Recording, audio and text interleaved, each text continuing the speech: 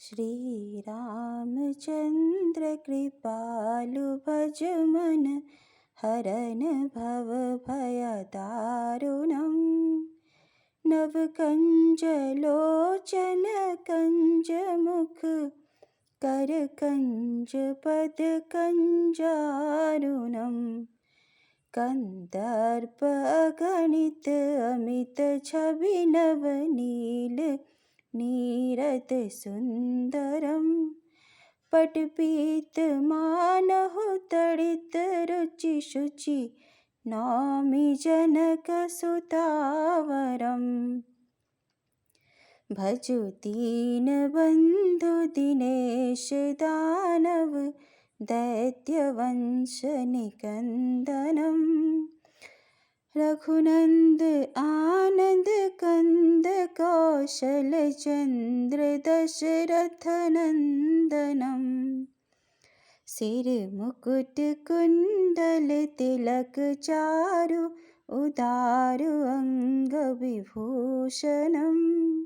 आजान भुज सर चाप धर संग्राम जित खर दूषणम्।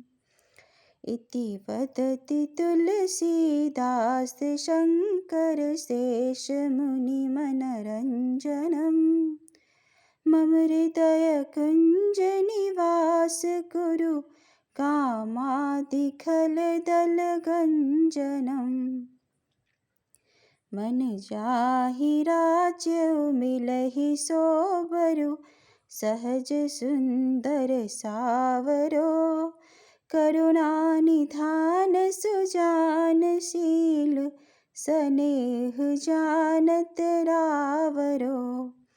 एहि भांति गौरी असीस सुनि सिया सहित हिय हरषियली। तुलसी भवानी पूजी पुनि पुनि मुदित मन मंदिर चली। सियहि हर्ष न जाय कही जानि गौरी अनुकूल।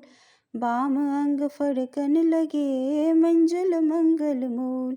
सियावर रामचंद्र की जय।